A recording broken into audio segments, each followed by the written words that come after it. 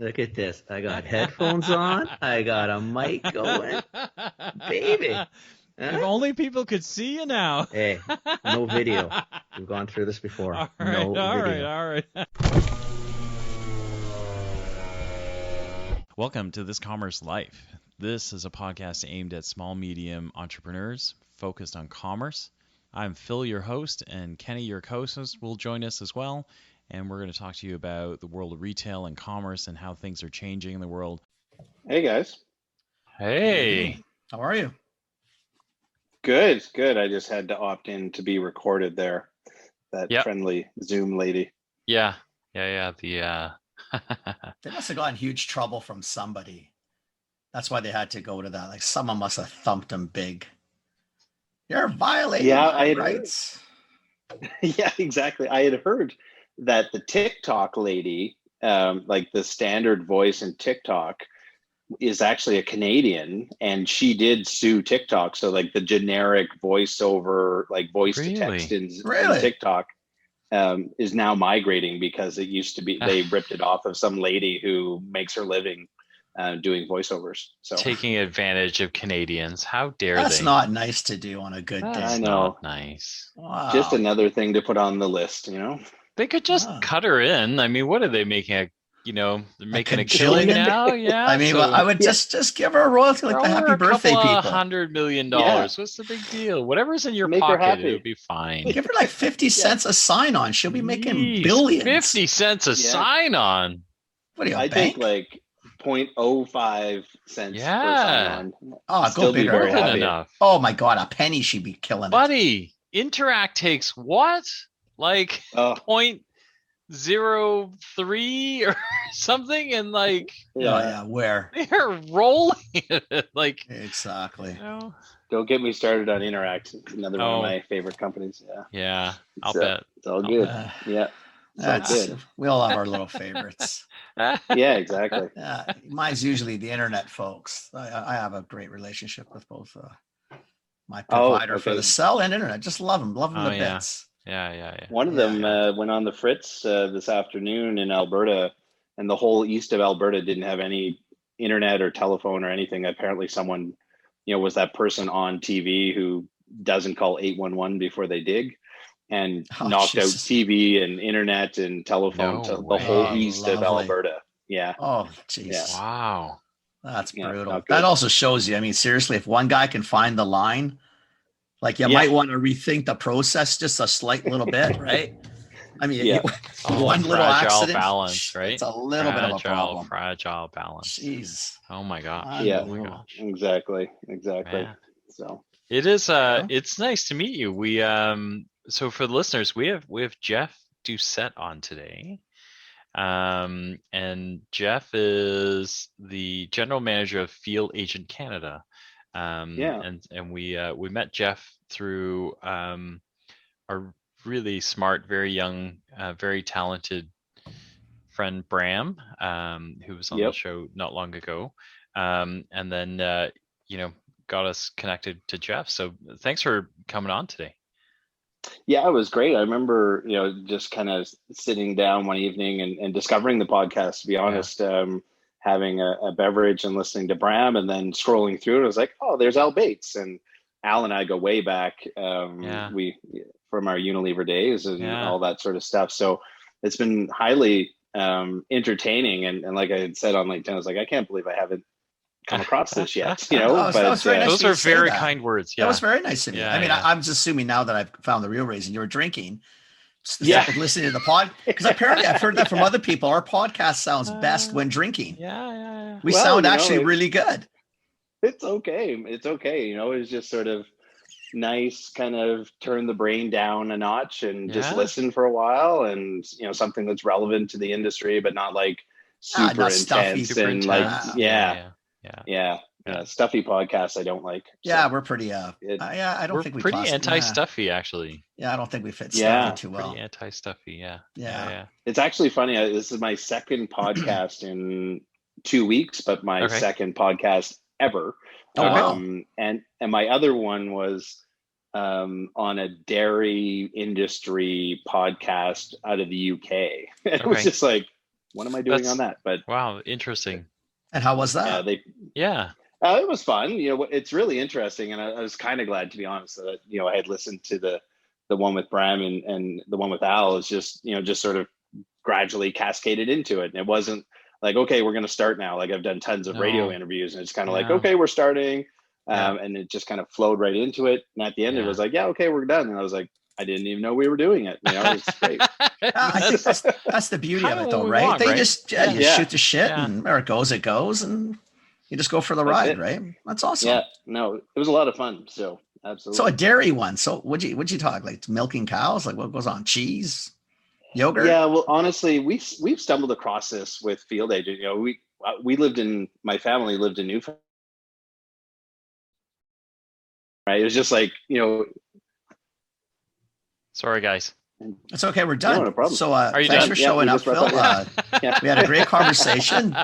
Jeff and I have finished. You want to screw off and drop us like that? Okay. Jeff's already said he's not telling the rest of the story. Not interested.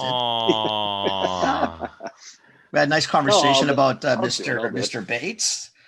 Said some nice things. Well, maybe not overly nice. We don't give him a bigger head than he already has, but some nice things. Yep. That's amazing. No, one of my favorite all-time boondoggles when I worked for Unilever was, going out to the island to do a category management project on side dishes at Thrifty Foods on the island. It was awesome. Mm-hmm. It was just like, okay, that would have been a good probably group. Far too many resources being deployed for a small 10-store chain, but hey, whatever works. It got me out of Toronto. Then you run up island, and then you would do like Quality Foods, another small chain, but another little bit of a boondoggle, right? I mean, there's some good play on the island. There's some good accounts, right? You and I were at Unilever at the same time. We were, yeah. I was customer service. You were then. Supply chainy guy, right? Yeah. And that's funny. like, cause you would have been out there like around that time, like with Peter Ma and those guys, and I worked with Ma. Yeah. Okay. Yeah. Who's Peter Ma? Why do I know Peter Ma? Peter Ma. He's been all over. He's all over the place, and he's like one of the nicest guys. And he came from Vancouver as well. Yeah. Right? What did he do? Like, what else did he do? He's a Vancouver guy. He was. Yeah. He was Unilever, and then he did J&J for a while. He's done, I want to say Dole. He did one of those. Sure I know Peter. It would make sense that you know Peter, because Peter I probably is know by West the face. Coast. So Peter, if I do know you, it's because I got a memory like a sieve. I can't remember yesterday. Oh, Sunripe is where he is now. Yeah, Sunripe. Yeah, exactly. Yeah. And I think he was at like Crossmark or Acosta or something. That's right. That's it. Okay. Yeah. Okay. Do you want to go back and finish your story now? I'm sorry. Phil decided to join us again. Yes. I apologize. I literally am having internet issues. My internet provider is not being kind. I'm actually tethered to my phone because I don't trust the signal right now. So. Yeah. Anyway, finish your story. Yes, please. Yes. Yeah. So long story short, we moved from Calgary to St. John's. I grew up on the East Coast anyway, so I didn't think it was going to be that different. But standing in the grocery store aisle, it was like, holy cow, milk is twice as expensive in St. John's as it is in Calgary. What's going on? And so, just we've always found in our business creating content and just sort of interesting things kind of shows people what we do. And so we did a price survey across the country, 20 markets. We did convenience stores and supermarkets and Costco's and drugstores, and amalgamated all that information.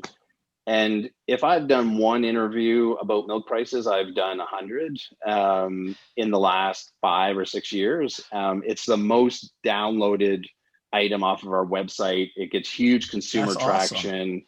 Awesome. And it's just something people can relate to, right? It's milk, it's like something we all buy.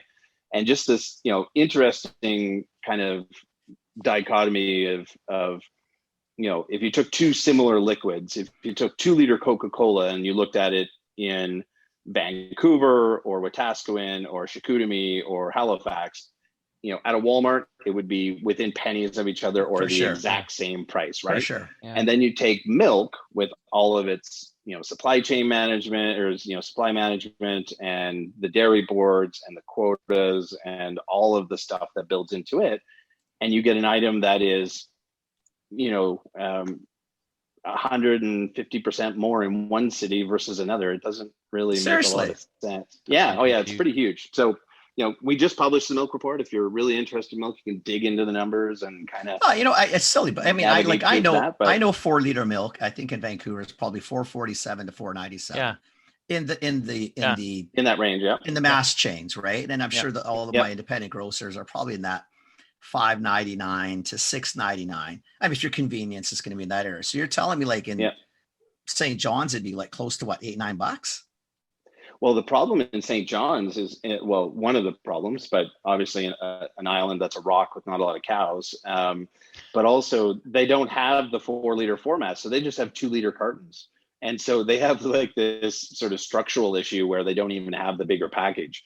But then you move to the Maritimes and you get really high milk prices because, again, the Nova Scotia Milk Board is, really covets their industry versus the New Brunswick Milk Board, and it's very high prices. And then it gets better as you go west. But the lowest price milk in Canada, when we measured it, and it's been the same for a couple of years, is actually Sudbury, which makes no sense. But if you go to Costco in Sudbury, that's where the cheapest milk in Canada is. Who the hell would have thought that? Not me. We picked Sudbury out of a hat, and as we were trying to piece together our 20 markets when we did it. But that doesn't make any sense, though. You're not near DC. Are the cows more plentiful? And no, I think no. I think what happens, just Sudbury is in Ontario, so it benefits from the big Ontario market and that industry. But I think what's happening there is that if you look at how stores have launched in Sudbury, there's actually been quite a bit of competition that's kind of come in there. In the old days when I was in the industry, we go up to Sudbury to see Yig, right? That was kind of all that was there. Yeah. And now you've got all the players there. It's got a Costco. And so it's just had this competitive spiral. And, before that, it used to be Windsor, which made a lot more sense. Yeah. Because you're right you there. could stare across the river. And it's half price across the river, right? Yeah. So you had to have a little. It's just weird because, like in Canada, like if you're thinking, like Winnipeg's over retailed, Edmonton is over retailed. Like as cities go in the country, that's where everybody goes to test shit. And I mean, it's just way over retailed. Yeah. So like Sudbury's just a little bit on the bazaar side. So since we talked about milk prices and this lovely stuff, and you know your name now, and we got your company. Yeah. So like a good segue would be, what the hell do you do? Yeah, he's a milk guy. Thing, that's actually all he does. I got to feel there might be more than milk. There might be more than milk. He does milk podcasts, milk reports. Actually, that's true. Maybe it's all milk. Maybe he's got this fascinating study on sizes of milk and where they're, Anyway, I'll stop talking now. That's it. That's what we do. It's really interesting because, we often say in my small team that we have, it's like, field agent becomes whatever the first service we interact with a customer for, right? So if someone calls us out of the blue and the first project with us is a price audit, then we're the price audit guys. Or if, we're doing consumer shopper research, which we do a lot of, it's like, oh, they're the shopper research guys. But in an organization, one of our biggest opportunities is just to kind of do more things for companies, right? Mm-hmm. But at its heart, Field Agent, we launched in Canada 10 years ago in October. So we're just coming up on our 10th birthday. Good for you. Kind of survived. Yeah, survived a lot of things. Survived a pandemic. Survived being a small business. But kind of fell into my lap, kind of getting into this business. But it's really about taking people with smartphones who are already in stores and paying them some money to collect some data while they're there. And that could be information about what's happening in the store, like price checks or distribution audits, or, am I getting execution of that end cap that I paid for in, all 140 Safeway stores or whatever it might be. Or it could be that we've recruited specific people within the group to actually tell us what they think, right? So it's shopper research in the moment in the store. So, we have 153,000 people now who've downloaded our app in Canada. Really? And so it becomes a mobile panel that you can talk to, and we can say, hey, we put screeners out all the time. We just kind of find people that fit the right demographic to talk to. So it might be people who buy popcorn at Walmart, but don't buy chips. Why, right? Go into the aisle at Walmart and tell us why you're not buying chips. Why do you go somewhere else to buy chips? What could Walmart do better to help, you buy more chips at Walmart? And instead of doing that in the boardroom, or instead of doing it, sort of those one-on-one sort of shop-alongs, like we've all done with consumers, we're getting people to self-survey themselves while they're actually in the store. So we do a lot of video work, so people shooting a selfie as they're shopping, telling us why they are deciding to buy a certain type of razor blades, or what they don't like about shopping in a particular section, or shopping at a particular retailer. And that information typically is being bought by the vendor community to help the retailer become better in that category, right? So it's very specific research to a retailer is really where we excel. So is it the majority of your purchases from the vendor community, or do you also have some retailers asking you to do what you do? Yeah. So we work with a lot of different retailers, but in honesty, a lot of the budget lives in the vendor community. Right. So we do a lot of vendor oriented work. Retailers don't like spending their own money, right? Well, yeah, no one does. I don't like spending my own money, but I usually have to. Retail hasn't figured that part out yet, though. Retailers are particularly they're really bad at it. Yeah. They're really particularly adverse. Yeah, exactly. Yeah, they're good at that. But we're also, our first client was a retailer. We actually, when we launched the business, we did a bit of a handshake deal with Loblaws, and we just kind of said, hey, we want to bring this service. We're going to be launching in October. And they said, great, we're doing this Recipe to Riches program where every weekend we need to have new POP up in the store because there was a new winner on Wednesday and the new item gets in the store on Saturday. So, we want to make sure that's happening. We're like, yeah, okay, we'll do it. And so literally on the Wednesday before, we had 0 people who have downloaded our app in Canada. We ended up getting picked up by CTV Winnipeg, which got us onto the national news cycle as the first app that pays consumers money. And by Saturday morning, we had 5,000 people who downloaded our app. Seriously? Good for you. Yeah. And I think they gave us like 224 stores to do, and we covered 208 of them that first weekend. And they did that program, I think, for 8 weeks. So it just gave us that initial kick in the butt to get going.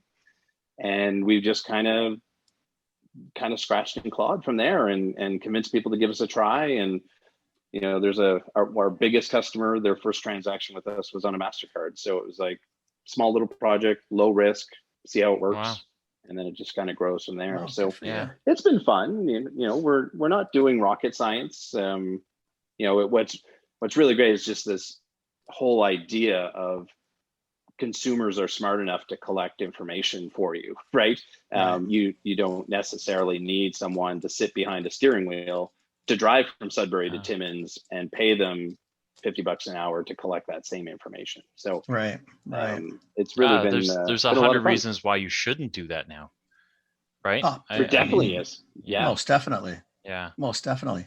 Yeah. So your clients, I'm just curious now, is it the same type of things they're looking for, or do you get a wide array of requests? I can understand. I could see the Loblaws thing. Hey, can you make sure the POP is up? Can you make sure the end's built? Like true old school merchandising. But what else are people? What else are they picking you for? Yeah, it's really interesting. So again, the whole idea was just, hey, let's get these cell phone people with iPhones at the time, right? It was like, get these iPhone users, take pictures, we'll build an app, they can send them in. But our clients are really the ones who have innovated. They're the ones that have come to us with, kind of crazy ideas that we've turned into businesses. Like our research piece, the research piece was driven by an audit customer and someone inside of their company saying, well, could we just find people that do this and get only those people to answer some questions while they're in store? And we're like, yeah, we could probably do that. And that built a business, and it's just sort of a spark of an idea. And then, we've done a lot of mystery shopping, especially in the food service industry. So, right. Some of the most popular tasks for those field agents that download our app, anybody who hasn't downloaded it, go download it now. But anybody who downloads the app, it's like, hey, Tim Hortons just launched the new stuffed ring donut. Do you want to try one? Go to the store and try it and tell us what you think, because that's about execution as well. Are the stores executing this new innovation correctly? Right. And so those are that's an interesting space that we play in. We do a lot of consumer electronics stuff as well. So we've done a lot of cannabis work. Go in and say, hey, I'm a new person in the category. I haven't bought cannabis since it's been legalized. What does the bud tender tell you, and what do they recommend, and why? Right. And so if you're an LP, you really want to know if that bud tender is actually, regurgitating any of that training that you've given them, or any of that product knowledge, or are they totally ignoring your brand and just directing people to another product, right? So or where you rank, right? And so like every bud tender, ranks you third in or the brands, or not at all, or last, or you don't even get mentioned, right? Right. Yeah. So and so that's really interesting. Like, so that's actually quite fascinating. Do you get brands that, like, if you've got a, like, not that this has happened to me before, but when you launch products that don't get any traction, right? That's something that you could utilize someone like you for, right? Is to be able to put out questions that like, hey, there's a new product on shelf, exactly what you're saying, right? Like, go try it, tell us what you think. For the brand, there's an immediate consumption piece, right? That helps the sales reps and the brand manager go, whew, okay, somebody bought some stuff, and then kind of close one eye and hope that the feedback is good results, right? Otherwise, you got to scramble to figure out what you do with the product. But at least there's So in Phil's example, I like that. I think I'm kind of, so in Phil's example, or your Tim Hortons. So are you right? So, okay, let's say it's Phil's example. Not that Phil's ever had this. We already kept that. So something's not doing as well. So I call you and I said, listen, you know what? I need 1,000 people. This is sort of the demographic we were chasing. Do the question. I'll comp them products. So what do? They go in the store and they buy it and they send me a bill, or you send me a bill, or someone sends me a bill, or like in the Tim Hortons, the same, like, do I get a coupon on my phone? I mean, I guess it all could be done, but like, what's the gig on that? Like, how does that play? Yeah, we make it really simple. So we call it buy and try. It's literally a product that we, through the pandemic, has been really strong for us, because demos went away, right? So how do I get this new product into the mouths of people? How do I get people to know that I'm in aisle 7? Because no one's going down aisle 7 because the arrow is pointing the wrong way on the floor. And so the buy and try works exactly, and is very simple, but we recruit those exact consumers who are most likely to be a repeat purchaser. So if it was a lavender deodorant, we would recruit people that aren't averse to the smell of lavender, and then we would send them into the store. We would get them to find it. They take it home. They have a picture of the receipt. They use the product for a couple of days, and then they take a picture of the receipt. They fill in a survey about their experience.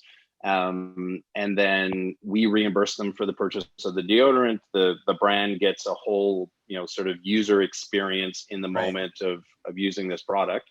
And like you said, you get the offtake out of the store as well, which is great.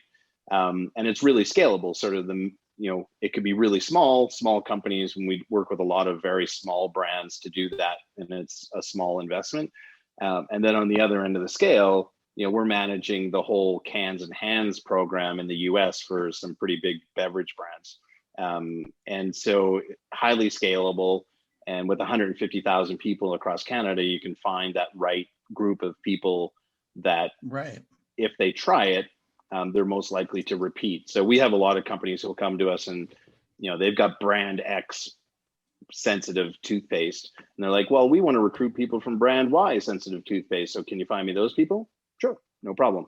And now you're getting someone who's in the category buying that product, and they just are making the leap from, you're just aiding brand switch.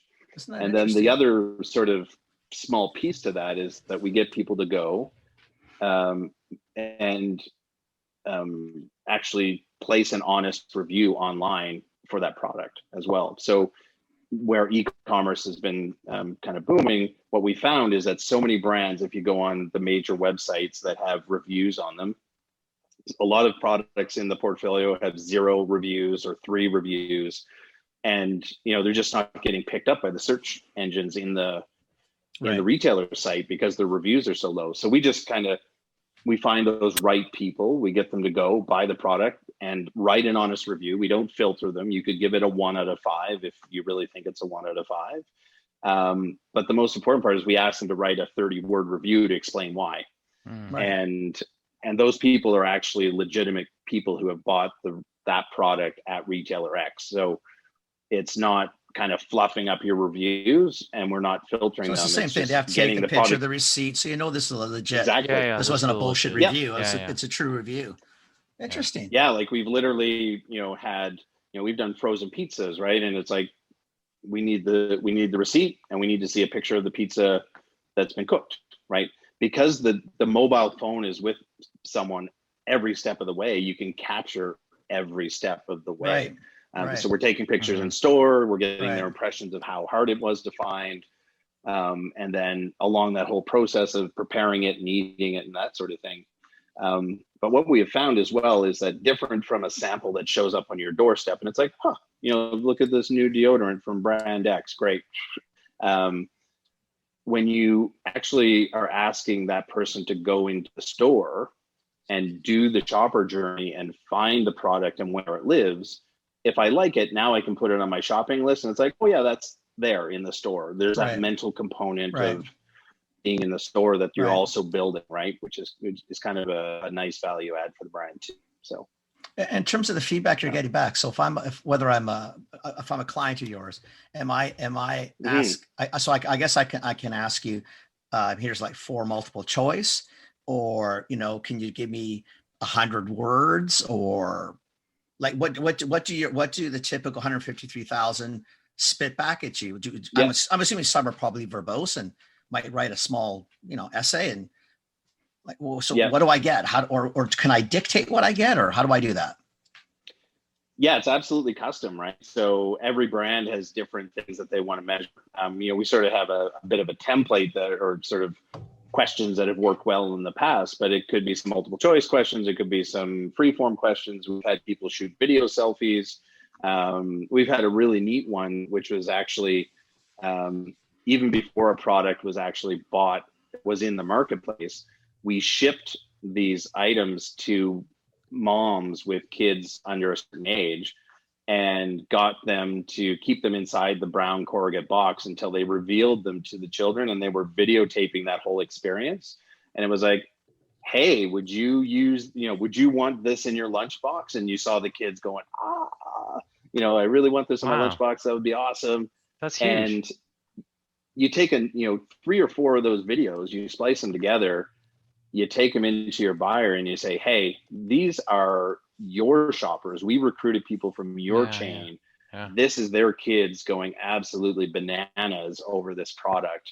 You think if you built an end cap and they were in the cart that you might sell a few of these? And that's the deal, right? That's the deal breaker. And so we're used a lot in those, hey, you know what? We've got a really great US UNA study as part of our launch package.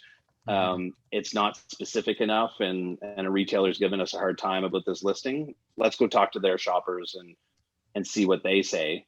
And to be able to do that on the cheap is pretty good. It's like any sort of disruptor, we're doing what traditional companies do, but we do it for a fraction of the cost because we have a team of 6 and no building and no cars, and all these people are out already. So your infrastructure is not going to be the killer for me. It's probably a little early because can I ask so I've got a product. I've got it at a few retailers in the West. My sales are but I'd love to know a little bit more about. I'd like to get some trial, and I would like some feedback for people to shop at specific categories. So I phone you. Now what do we do? Yeah, basically, we make it really simple. It's like, hey, you tell me who you want to get it into the hands of. We go and we recruit those people out of our panel and find the people that fit. Not every opportunity is available to everybody, and field agent, a lot of them are targeted by demographics or category usage. And then you tell me where it's listed and say, hey, yeah, it's in banners X, Y, and Z. We want to do 300 respondents. And, from the time you get us that information to the time when we're actually getting people sampling is a day or two. And so we really operate. Yeah, our whole system's built on almost zero turnaround. It's Thursday today when we're doing this. So, on Friday, we will have probably 10 new projects that we don't yet know about, but we'll launch before the end of the day on Friday. It's just why do you look so calm? Why are you how can you? You're not doing any work. Who's the other 6 in that company of yours? It's not you, obviously. Yeah, you're spending an hour with us on a podcast. Like, for all you know, you got like 6 projects in your inbox now. Like, what? Or someone does. I don't think it's this guy. I think there's other people here. I'm very good at using forward on. But yeah, no, it's just a great team. We're really just focused on good customer service, and we all come from the industry. So we know, people don't have to explain. And a lot of people do you have a form that you need to fill out to brief us? I was like, no, man, just send me an email. This is what I need.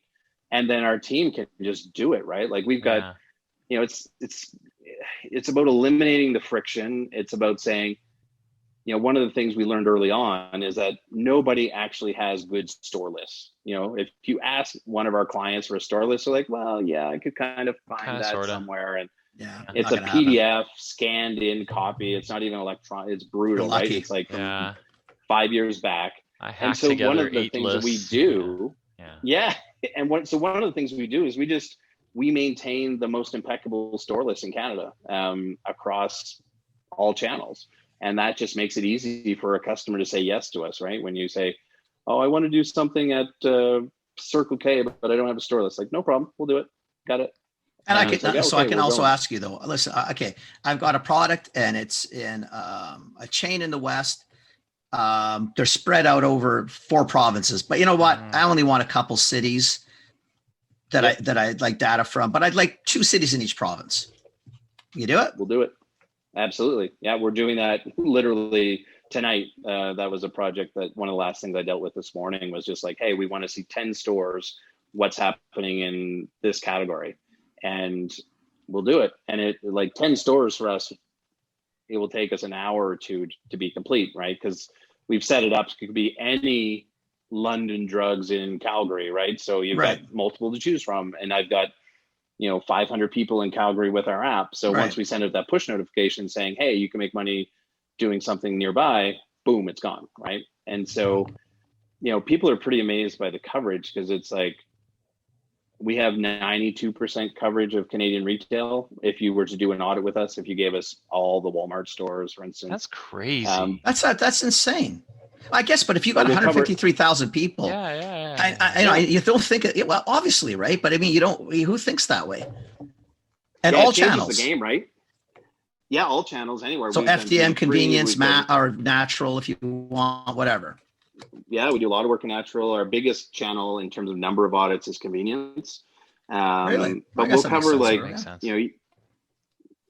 just because there's a sheer number of the stores out there. But you give us a list of 400 Walmart stores and we'll cover 80% of them in the first 72 hours, right? So the data, like our clients say, when we log into your dashboard, it's a little bit like election night, right? Where you're kind of watching the results come in live as people are collecting them. That is so freaking and you can see the dashboard updating on the fly, right? So instead of I ask my field sales team to do it. And, they're on a 6-week call cycle, and they're sending me pictures in my email. When we think about field sales teams, we don't think we compete with field sales teams or people that provide hands-on merchandising coverage. We're just doing the stuff that nobody else would do or is non-value added for those people. We've had our clients say, hey, we'll use Field Agent to do audits of the stores or take pictures because it allows my sales team to do 2 or 3 more calls a week and actually sell. Yeah, and because that's the speed of it doing right? the crap that they shouldn't be doing. They right? should exactly. The thing is, by the time they do 3 stores, I could have you guys do 500. Yeah. Like, seriously, exactly. the way the speed you guys go, I mean, it sounds like it's almost boom, there it goes. I feel like the dashboard is like, I'm kind of curious about this dashboard. You almost want to just do a project just to see the dashboard light up, exactly.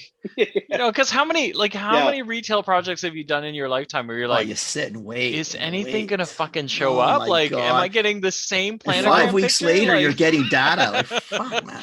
Because every time, right? Well, like every few years, like a head office will go, I have a great idea. Let's use head office employees to go out and audit. You go, okay, great. Except they all go to the same damn Shoppers Drug Mart, because right? they all live in the same neighborhood. 18 or 25 shots of the same planogram. You're going, this is not Yeah. helpful. Like that Shoppers poor Drug guy Mart, never Yonge wants and to Eglinton. see another employee ever, right? That's funny. This is amazing. So, there's a couple of things just queuing on that. One is, we've actually had those brands come to us when they want to do this project, and it's a little bit about getting people out into the stores and immersing them in the reality. Is they're using our app to do it. We basically set up a private crowd. They sign up all their employees, and now we have Brand X tasks that only employees from Brand X can see, and we control it so you can't all do the same store. And so once one lucky person gets that store, no one else can do it. It's off the list. And it's off the list, right? Yeah. And so those are really neat things. And then, just this whole idea of like, everybody's being asked to do more with less. There's squeezes and stuff, but for sure, if I can get every one of my 40 sales reps across the country to do 2 more calls a week, awesome. And then sort of the next generation of that is, hey, why don't we just get Field Agent to audit our stores all the time? And when there's a problem, that's where we'll send the people, right? Why are we sending a paid merchandiser or a salaried employee to a store where they're going to go in and just check a bunch of boxes and everything's good? We've just wasted that whole hour of call time because there was nothing to fix. Instead, let's get the crowd to tell us where the problems are, and we'll just go and fix the problems. Right. A little bit like the fire department approach versus the guy that reads your power meters that comes around once a month. That's kind of interesting. The 2 different approaches. Yeah. So anyway. So let's go backwards. So what, just so I get an idea, and I'm sure listeners would like to know, but so cost, like what does this, like what, how do, like, what am I looking at, I guess? Yeah, we're super transparent on costs. We've kind of, again, just been really easy peasy, but a simple audit in a store, like, hey, I'm looking for my end cap. Is it there? Answer a couple questions, take a photo, $10 a store. So, compared to, kind of maybe high 20s, low 30s, maybe 40s, depending on which company you're using for traditional coverage.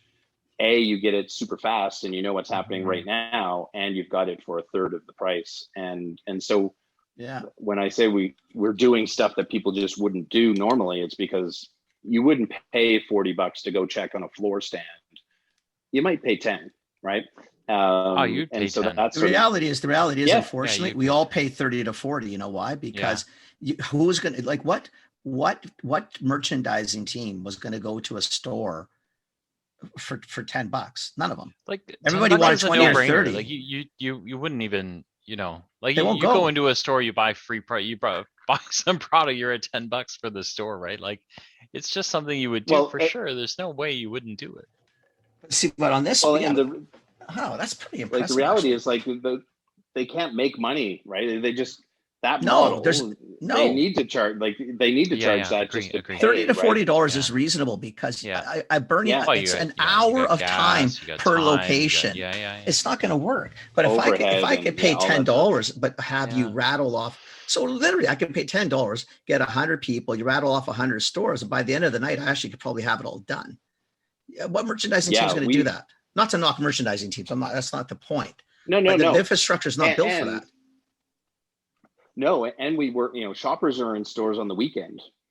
Shoppers are in the stores in the evenings, and so what we've heard is that, we show the retail reality on the weekend, because that's when we're in there taking the photos. The other thing is that, no one has ever put a photo on Facebook with a great big pimple in the middle of their forehead, right? And, I was a rep. I started as a rep at Lever Ponds back in the day, slogging Thermosilk and Salon Selectives. And I never sent a photo that wasn't perfect. It was Polaroid at the time, and I put it in a FedEx box every Friday, but, I didn't ever do that. So you actually see the retail reality. Right. And, that's just been like the great connection to what we're doing with Bram at Shelfgram is kind of taking that visibility to the whole other level, which you guys have already talked about, because there's just a natural marriage between our businesses where it's like he's got amazing technology and he's bright and just super easy to get along with and, he's and awesome. Really entrepreneurial. Yeah. Oh yeah, and totally. We just kind of fit into that mold where it's like, hey, we can go get photos and we can do it really well and really cost effectively. Let's, come up with a really awesome offering that people love, which is retail pipelines. It's awesome. This is really cool. Really, it's so compelling. That's like so cool. What you're doing is so cool. It's almost like the old, it's like, like a Nielsen home scan, except I don't need $100,000 a year to buy home scan information, but I'm not too convinced I trust. You also don't need to wait a year for it. And then you don't need a special 17-hour meeting in every household and 17 hours. And then, no, and then a negotiating party to make sure that Nielsen didn't take your liver, your lung, and your kidney before you got the home scan data. Well, they did that before, so that didn't matter. But no, I just find it fascinating because I can actually see right up front. It's amazing. I think I love it. I get my picture. I know they were there. I can see the time they were there. I know what they did. I can ask my questions, whether it's an open-ended or a couple, what do you call them? Multiple choice or whatever. That is pretty slick. Yep. That is pretty slick. And we just built the app, to be really responsive, to, be able to handle any type of question type. It has a UPC scanner. It's got a timer built into it, so you get a lot of different other data. Everything's GPS tagged, so we know that people are where they're supposed to be. But we've also got a great quality control team that literally looks at every piece of data that comes in. And, we reject, 3 or 4% of the data that comes in because it's a blurry photo or someone went, they reserved the task at Walmart, but they did it at the No Frills at the other end of the mall by mistake, those types of things. Right. But that data quality is huge, right? And especially in the early days, a lot of people are like, I don't know, shoppers are kind of silly. We don't think that they can do it. And so the data quality piece became huge for us. And, I always say to customers, and we talk to them about what we do in quality control, human Canadian, looking at every piece of data that comes in before we press accept. I say, if the data was crap, we would have been out of business. You went to made it 10 years, 9.5 years ago, right? Exactly. Yeah, exactly. It would have been done because no one's going to pay the second time around. Fool me once, right? Shame on me, but I'm not going to do it twice. And so, we just become that sort of tool in the toolbox when people need us. There's no contracts. It's just like, so it's a lot of ad hoc work. It's not as much, sort of a subscription type of thing. But that's where, on the retail pipelines with Bram is that we're building this thing that's more of a subscription and it's there every week and kind of gives you that regular view of what's happening in your category, which is kind of cool. Between you and Bram, like if you're a small business and you're listening to this, you got to look at both these pieces, right? Like you think, every little brand, every little business has thought, I'd like to get into Target, like to get into Walmart. I'd like to get these places, but I don't have the data. I don't have, the minute you start filling in sales per store per week, people start freaking out. But like with a couple of $100 and the right questions, like you can do some serious damage. You and your team can actually hand brands some data that they can now arm themselves to. It's not definitive, but nothing ever is. But what is? And, but a little brand would never have this choice. Like you would never be able to do that on your own. No. You might bring in 3 stores, right? Like, but you'd also be doing it yourself, and you'd be doing it yourself, and you wouldn't get, this is like real intelligence you can use, and then you pair you and Bram, and it's a pretty serious combo. Like there's some real data that you just can't, unless you're the questions 500, it leads to, you couldn't get, right? Well, exactly. You start looking at it, then the questions it keeps, eliciting that what you're looking for things. You can really hone in onto some pretty significant nuggets that can turn some dollars. Quick one for you. So what is a normal? Like if you sign up for this as a consumer and you're going to do it, just so people can listen up, like what kind of money can someone make? Yeah, it's Starbucks money, it's massage money, right? It's like treat, it's funny money. A lot of people $100 a month just as their little side kitty. Yeah, like it. Depends on how responsive you are, right? For sure, I guess. For sure. But I'm just curious to see, Yeah, you get on the assignments, and then Yeah. So I would say, if there were 97% of those people out there are just casual users. Like, hey, I'm going to the grocery store. I'm going to check if there's anything here. Awesome. I made $5 on the way out. I can buy a Starbucks, and I don't feel like I'm any further ahead or behind, because or I pick up a product that I was going to probably buy anyway, but maybe I can, or try a different one. Yeah. Like your razor blades. I'm going to go for my razor blades anyway. Well, maybe I'll try a different brand. Yeah. Exactly.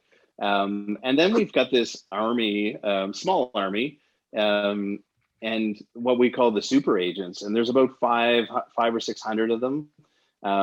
They'll make, $500 or more in a year, but I think the record in a given year is something like $22,000 someone made one year doing this in Canada. Wow. But we paid out over $5 million in Canada to consumers since we launched 10 years ago, right? So it's pretty cool. It's serious cash. That's pretty cool. Hence we paid a lot of Interact fees. So that was my comment about Interact earlier. Is we paid a lot. But when you think about these super agents, what's amazing with these guys is that they're typically retired. They typically live in urban areas. There's someone in Richmond, BC. There's someone in Mississauga, in Laval, and they can wake up in the morning and go wandering. They get out of their wife's hair for a couple of hours, and they come back and they made $60, right? And it's like, that was cool. That was fun. And they're super diligent, right? And they're just, these are the guys that we know on a first name basis. And it's just like, oh, it's Ted, or oh, it's Ginny, or it's whatever. And our team is interacting with them, and they're really responsive, and we can trust them with more complicated stuff. Like, we sometimes get requests for like, oh, we need somebody to go to the store and buy this product and ship it to our head office. We haven't seen it yet. So we'll find one of the super agents to go do that, because we know that they're going to be able to handle it and do it, in a time effective way. So, that's interesting. Really cool. So it's really democratizes for small brands, gives them the power to go in, and they've got that pitch. They're pitching to retailer X. This is their first national listing, and for $1,500 they can go in with data that is probably better than what I had with a tier 1 company in my career many a times. You kind of go in sometimes with a pair of chopsticks and a wish, and you hope to come up with a listing if you're lucky. Right. And so and now, like, we really kind of feel in the industry, you've got sort of you've got the unserved, right? Just these companies who just can't rationalize paying for a broker, getting on board and doing that whole program, or the underserved, who feel like, yes, I'm paying money, but I don't really feel like I'm getting my money's worth, right? Because I'm brand 57 on the list of priorities. And that's where they say, well, you mean I can hire you twice a year to just go and blitz the stores, show me what's happening, and I can get a gut check on whether, I'm still at full distribution or I've got a really big problem. That's huge for a small brand. It really is. It's phenomenal. Even for, it's funny because we talked to sort of Bram about it. Is like, even for a larger brand, who's running up to, Fort St. John, Fort McMurray, every other day? Not that there's not people up there, but nobody's running up there, nobody's going to the Rock, outside of St. John's and doing, little villages up the coast. But there are people that do that. I think it's fascinating. I really do. It's just such cool, on time, quick information that I can actually do something with. Right. And what are you going to do with retail information that's 6 weeks old, right? That's why I never bought into it. We're already on to the next season, right? It's in the past. I was in the store today, and it's like Halloween is there already, so it's crazy. Yeah, well, exactly. Yeah. Well, so, Costco will have Christmas in the next 4 weeks, right? So really, it's coming. It's coming. Well, I call it seasonal creep. It's just every year it's a couple of days earlier, and it's like, oh, yeah, it's just too much, but that's okay. Well, who had Dell had Black Friday a week ago? Yeah, Black Friday in July. Yeah, I saw that too. Yeah. Nuts. Oh, yeah, Christmas in July. Remember, that was the old play. Why can't you have Black Friday in July? Yeah. I'm not. Yeah, whatever. Anyways, that's interesting. We digress. Jeff, this has been that was interesting. That was really cool. Wow. I signed up for the app, so I'm kind of excited. I'll play with it. I want to see some major submissions from Phil. That would be great. Yes, sir. I'll do my best. You might, if you're out in the stores anyway, you might as well make a couple bucks while you're there, or we might get you a free burger or something. We gave away a bunch of Grand Max a couple of weeks ago. Oh, I would do for that. Totally. Or sausage. The Grand Max scares me. I think that's it's funny, right? Because I really love this. I do this anyway. I realize this. I have a Yelp profile, for example, that I just review because I like reviewing. And Yelp, I guess as part of their reopening push, I somehow am in this platinum tier of reviewers that I guess are just regular about reviewing. So I've scored something like I'm petrified to go eat in a restaurant, right? But I've got 3 or 4 of these invites to go places to review restaurants already, right? So I realized I like doing this stuff. I'm out there, I guess it's the retail in me, right? If you're shopping anyway, what's it cost you, right? So, and we like taking pictures. We like looking at retail. We like looking at things. We do it all the time, right? I don't mind telling somebody that was a stupid walk. It took me too long to find the dumb product.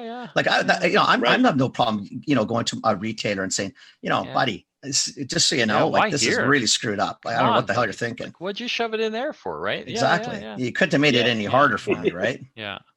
So I love it. Anyway, I downloaded the app. For our listeners, we'll put the link. We'll make sure we put the link in. Oh yeah, for sure. In the podcast notes here as well. If people want to find you, what's the best place to find you? Yeah, fieldagentcanada.com. That's the main landing spot. If you click on the client email, it goes to me. Again, small company, it's coming right to me anyway. Okay. So fill in the form and you'll be chatting directly with me, or you can get me on LinkedIn. I'm pretty active there. We share a lot of our content on LinkedIn. So even if you are interested in retail and just want to get some free content about the industry, follow me on LinkedIn. We do a virtual store visit every week across Canada. So we've done, we take you to any new store that's opening and get agents to go in and take pictures of the store and give you a bit of an overview. Yeah. Which has been kind of cool, and we've partnered with Grocery Business Magazine on that one, which is really neat. Very cool. And then, so that comes out on Thursdays, and then usually every Tuesday we're producing some sort of content. This week we did a report where we surveyed 1,500 people across Canada on whether they would still wear their masks when they go into grocery stores now that the mandate's gone. But are you still going to wear the mask, or are you going to take off the mask? And so, shockingly, 65% of Canadians say they will still wear their mask after the mandate goes away when they're grocery shopping. And then in restaurants, 40% of people will wear the mask. But at a QSR, 28% of people will go to the drive-through and not go inside. Like they will not do it. They're just like, I'm going to the drive-through. Remember, because our province has been more open than Phil's for sure. Alberta, you guys have just been all over the place, but you're Alberta, so we expect it from you guys. You guys did exactly what we thought you would do, so that's all good. Consistency is a virtue. But in the West, I mean, I was in Superstore down. We have one of the largest superstores in Canada down the street from me. Right, I was in there today, and I bet you 80% had masks. I wear mine. You know why? At the end of the day, first off, it doesn't cost me anything. 2, I don't find it offensive. 3, it's not for me. Just so if people are listening, it's for you. I've got 2 shots and I've had the disease. So quite frankly, I'm not going to end up in a hospital, but I don't know if I'm going to kill you. So, it's just a nice thing to do for your fellow human beings. Yeah. So, I mean, a lot of people in Vancouver. Now, if you leave the city and hit the outskirts, whole world changes. Yeah. Now I'm the only one wearing a mask. Yeah. Right. Yeah. Yeah. It's bizarre. It is bizarre. We're kind of, it's really interesting as well. Like we've got a strong connection. A lot of my team's in Atlantic Canada, and they've had that Atlantic bubble out there, and it's a big deal if they've got 10 cases, right? Oh, they're crazy. Proportionally, right? It's a really challenging, but they're way ahead in the opening curve now. Like they're, that you can actually go to a bar in Halifax and have drinks. And you can go on the dance floor with 25 of your closest friends. Yeah, see, we can do that here too, right? That's we go to the casinos. Nightclubs are open in Vancouver. Casinos open, but people are still masking. On here, right? Yeah, Stampede's done okay though. They've done their thing. So you're having to either do on some of the events. I'm assuming you had to show proof, and if you chose not to, then you had to do the test.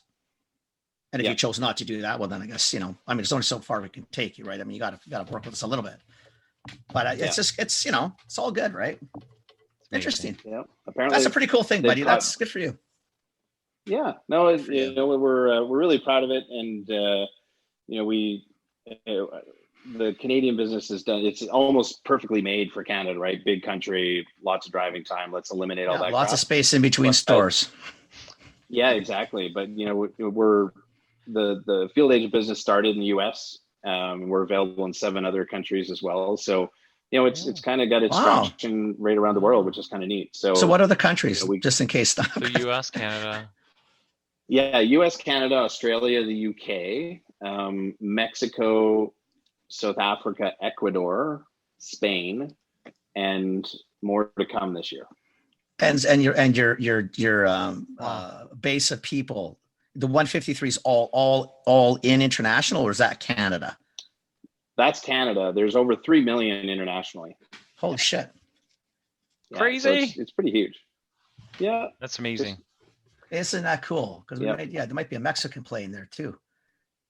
That's a problem. Now, I want to see all those people downloading. Holy shit. Yeah. Managing a North American project is really quite cool. Or we've worked with a lot of Canadian brands, for instance, like, hey, we got a listing at Costco in Mexico. Yep, we can help you. And, hand it off to Dave and his team in Mexico City. And it's the same service, the same look and feel. Everything is just seamless, which is kind of neat. Very cool. Yeah. What a cool service. No shit. That's really cool. Neat. Yeah. Well, I appreciate the time to jump on with you guys. Our pleasure. Thank you. We're so glad you came. No, I'm glad you did it, man. Yeah. That's fantastic. Thanks for the comment too online. You didn't have to do that. It was very. I called Phil. I said, "Oh, look at this, man! Someone actually said something really nice." Yeah. And I don't even know this guy. We didn't even have to. We'd have to pay anybody for this one. We didn't beg for it at all. Like, it's awesome. Yeah. No. Cool. It's just honestly, it's really interesting and refreshing to kind of have this type of perspective with other people in the industry. It kind of reminds me, like, in the good old days when you used to sit in the Air Canada lounge and have these types of conversations with people, right? Yeah, that's it. Yeah. Talking to Bates and all those old farts. Just talking. Yeah. Air Canada Lounge, man. Shit, no, that was it seems like so long ago. Oh yeah. Oh shit. Jeff, that's awesome. Seriously, thanks very much. I really appreciate it. That was very good. Yeah. Very good of you to come on the show. Thanks. I appreciate the opportunity, and you guys have an awesome. Well, we'll probably bug you again in the new year just to see how things are going, where you're at, things what's are up. Sounds good. Yeah. We'd love that. Cool. Yeah, if absolutely. if before then you get any new updates, ping us. Yeah, let us know. On. Definitely. Sure. Yeah, definitely, for sure. Yeah, we'll do. And do you want an ugly mugshot for your? Yes, please. Podcast. I could steal your LinkedIn one, or if you have a different mugshot you want to give me. It's the same. Yeah. It's the same photo, but it might be a better quality. I'll just shoot it over to you. Yeah, shoot me that picture. That'd be great. Awesome. It's look as pretty as you can, right? Sounds good. Thanks for the flexibility with the time. No worries. Oh my God, nothing. It's all good. It's all good, man. All right. Take care of yourself. Take care. Have a good night, guys. Bye, Jeff. Thanks. You too. Ciao. Wow, that's cool.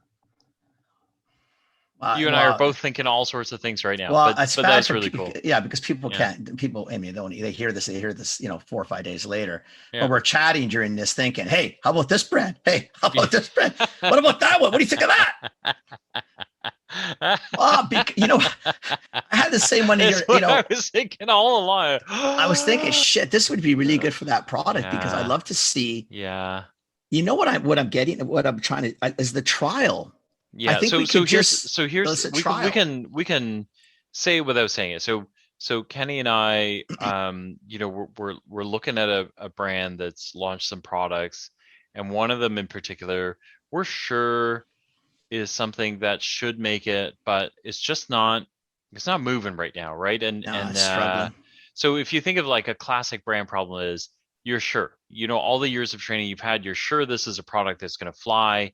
You've done the work, you've put it in the section, but there are a few things that you don't know. Like, is it in the wrong section? Is it the wrong price? Are we getting our asses kicked by a competitor, or a competitor we don't even realize, right? And so when you're with a little brand, this is again the problem, right? Is you don't have intelligence. So the only thing you know is to draw on your experience, and then pull a bunch of levers and see what falls out. But we both went there right away. Is now Jeff and his team have the ability to answer a few key questions. We just need to figure out what questions we want answered, and he could do that for like a couple $100 and be able to give us some. Well, that's what pointers, I guess. right? I'm thinking the same thing. I was thinking okay, if we could get 50 people in 3 provinces, in 3 different centers, couple large, couple outskirts. Go try it. Test it. We'll give you. We have to figure that part out too. But it could cost us, let's say, about $25. Yeah. A person. Yeah. You know what? Maybe it's worth 40 people. Maybe it's worth $1,000. You know why? Yeah. Let's see what they come back with, because at the end of the day, they may come back and say, listen, okay, first off, your price way too high. Yep. Right. We're in this category because that's the other thing he'll be able to do for us. Yep. Is your price way too high. You're too small account. I don't know what the hell your product is. Blah, blah, blah. I don't know what they're going to say. I know packaging. I don't this category rocks. This is a good category. And this product's a good product. And I don't understand why it's not doing it.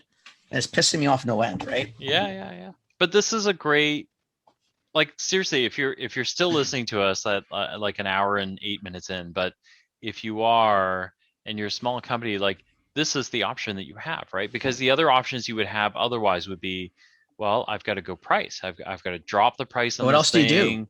Or I don't drop the price. I invest very heavily in POP that may or may not get executed. Yeah, but Phil, is it going to work? And plus, you and I know the pressure we both have. But this is the thing, right? Is I'm saying the same thing you are. Is these things, the only thing that you know for sure that works is price. Everything else is I could make POP. Will it make it on shelf? Will people notice it? Does it matter? I don't even know what issue I'm addressing here. Right. But Jeff and his team now can actually give you some of those answers before you go investing all that money in something. Well, stupid, the definitive, right? you and I both know, because the product we have is in a major. Yeah. And we both came from majors as buyers. Yeah. And I know my level of tolerance. We both bought those categories, and right? I know that this works. And I also know that I've got a time limit. Yeah. Right. And I buy based on the movement we're getting, like I'm looking at the D-list coming, right? So I'm thinking, shit, if we don't do something soon, we're going to walk right into a D-list, right? Now, if you're a small brand and you're in a local store, you might have a little time. Yeah. But if you're a small brand and you just got into, let's say, a Save On, Calgary Co-op, a Quality Foods on the island, a Coleman's on the other side of the world, time is not on your side, man. These guys make decisions in 3 to 6, maybe 7, 8 months of whether you're sticking or not. Like you got to get your shit together, and that's the position Phil and I are in. We need some intel. Quickly. Oh, I think we'll talk about this tomorrow. Because I think this is something we should really look at, because it's not unreasonably priced. No. To get a merchandiser going to store is going to be $30, $40 a store. And honestly, that's decent value. So I'm not picking on merchandisers. But these guys have a pool, 153,000 Canadians. I mean, shit.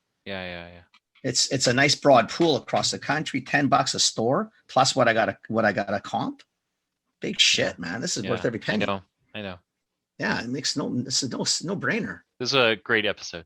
That was really good. Yeah.